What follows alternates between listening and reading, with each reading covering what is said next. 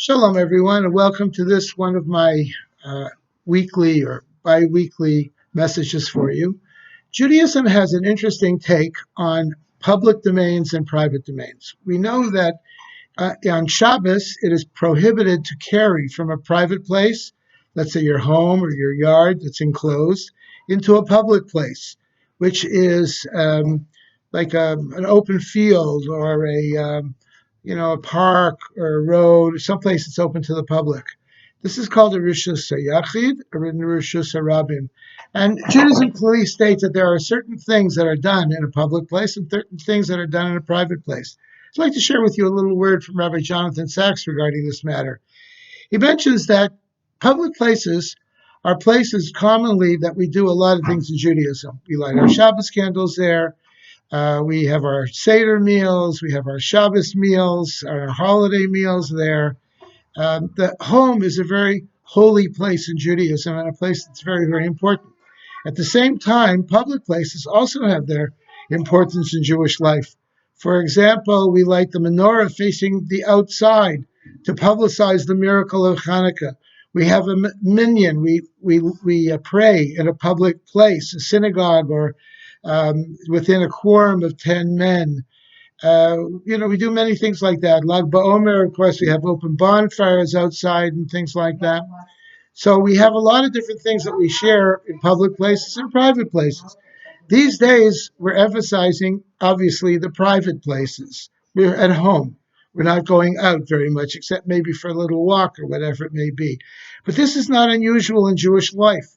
For the last 2,000 years, probably, Jews were required to be at home for much of the time. We were not permitted to go out and publicize our Jewish life and our Jewish practices. We were called the Inquisition, where Jews had to hide when they would light a Shabbos candle or have a Seder.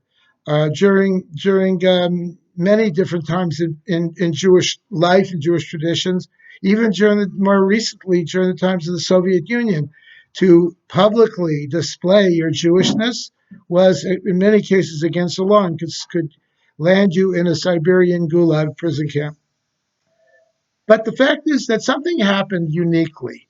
In 1948, with the founding of the State of Israel, certainly, Jews came out of the closet, so to speak. And we just observed Israeli Independence Day recently. Jews came out of the closet. It became fashionable to be public with one's Judaism. Now Israel sat in the United Nations. No more public place than that.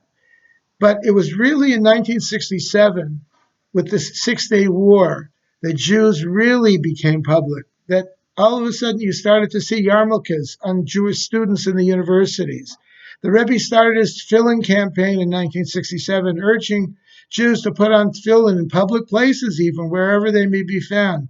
And again, all the various mitzvahs of the mitzvah campaigns of the Rebbe as well urged people to do it publicly and to be public in their Jewishness. No longer have we been in the closet. No longer have we been behind closed doors. The early Reform movement had a saying. They said, Yehudi bebeitecha, be a Jew at home, ve'adam b'tzeitecha, and be a human being outside your home. In other words, keep your Jewishness to yourself, keep your Jewishness inside the home. We have strongly rejected that notion that to be a Jew means to be a Jew outside the home as well as inside the home, whether it's in private places or whether it's in public places.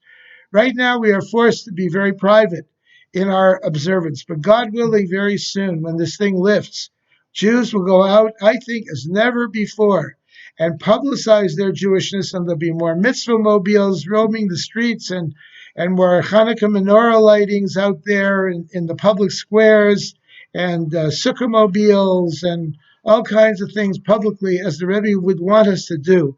Let us hope and pray that as this virus finishes, Jews will come out and publicize their Jewishness and be proud of their Jewishness as never before. Candle lighting is at 7:13. We're reading the parsha of Achrei Mos Kedoshim. I want to wish everyone a good Shabbos.